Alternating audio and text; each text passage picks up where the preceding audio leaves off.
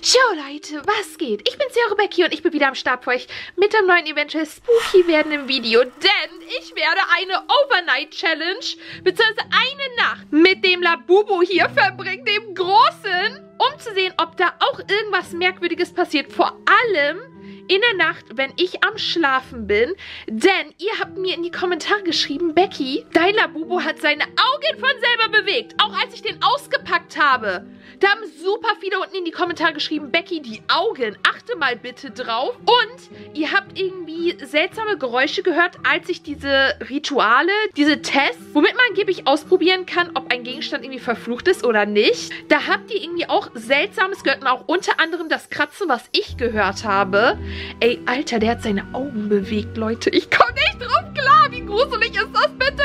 Aber diesmal habe ich ein bisschen Angst davor, aber dazu gleich mehr. Lasst auf jeden Fall unbedingt einen Daumen nach oben da, wenn ich, das wurde auch richtig oft in den Kommentaren vorgeschlagen, wenn ich 24 Stunden mit dem Labubu und dem Kleinen hier verbringen soll und meinen anderen. Also ich nehme euch wirklich den ganzen Tag mit, so wie mit Annabelle damals, so richtig crazy. Wir gehen dann auch ab zu McDonald's und essen zusammen Happy Meal gechillt.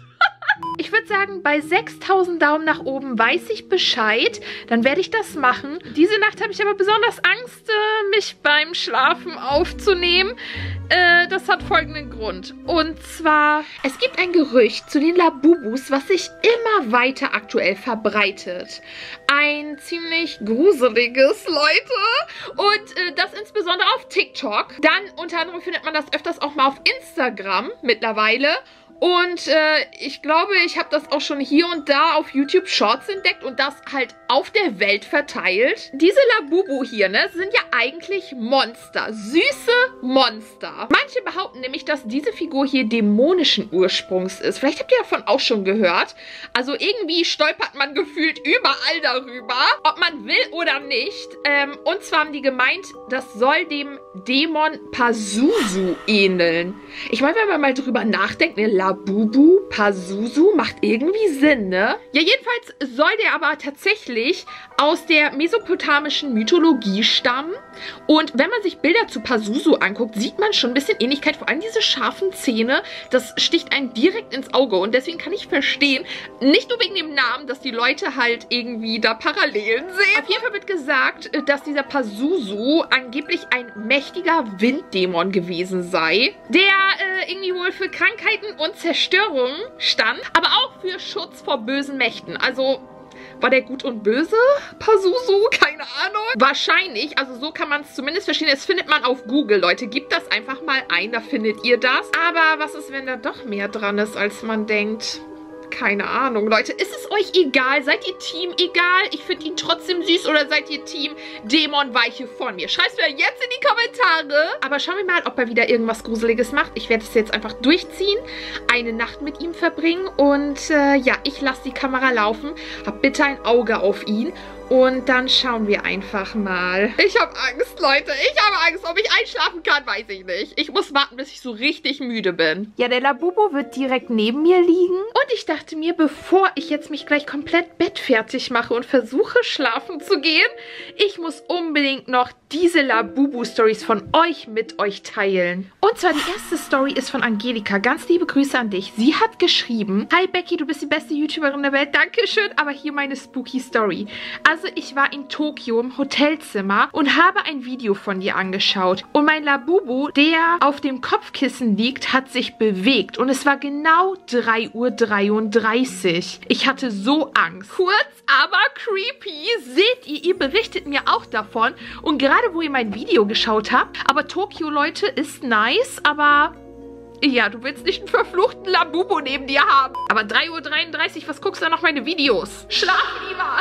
Jetzt das hier, Leute. Haltet euch fest. Ich habe seit 2-3 Wochen Ferien oder so. Auf jeden Fall ist das gestern passiert. Also eine Ferien-Spooky-Story. Aber trotzdem geht es auch unter anderem um Labubu. Und zwar, es war so 22 Uhr, 23 Uhr.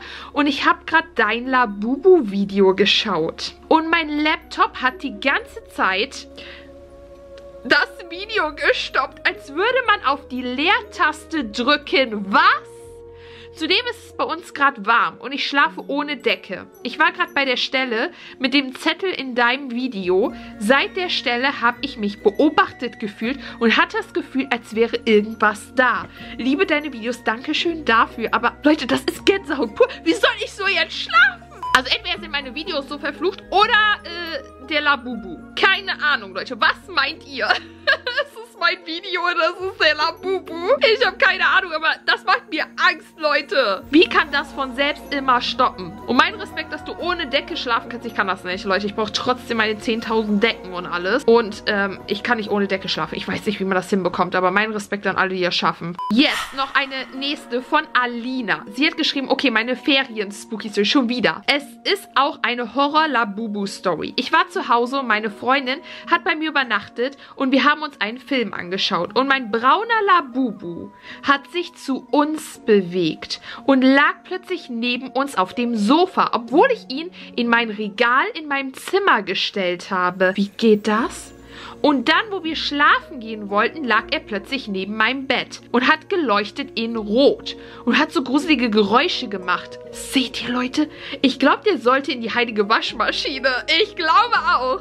Dankeschön für deine Spooky Story. Ganz liebe Grüße an dich, Alina. Und, ja, seht ihr, Leute? Ist es ein Labubu oder ist es ein Lafufu? Den traue ich nämlich auch nicht. Und die letzte Story, Leute, das muss ich euch auch noch eben kurz hier vorlesen, weil die ist von Melody und die ist ziemlich kurz, aber trotzdem spooky. Und schon wieder etwas mit Labubu. Meine Freundin und ich hatten eine Übernachtung. Sie hatte auch ein Labubu und haben Wahrheit oder Pflicht gespielt. Auf einmal hörten wir ein Kratzen da. Dann sind wir nach draußen gegangen und der Labubu lag auf ihrem Schaukelstuhl. Liebe Grüße an dich, Melody. Und seht ihr, auch Kratzen schon wieder. So viele von euch haben mir echt ihre Labubu-Spooky-Stories in die Kommentare geschrieben. Und ist es auch Zufall? Keine Ahnung, Leute. Keine Ahnung. Aber war das jetzt so schlau, das vorher zu lesen? Ich weiß es nicht. Ich glaube eher weniger. Aber egal. Ich versuche einfach zu schlafen.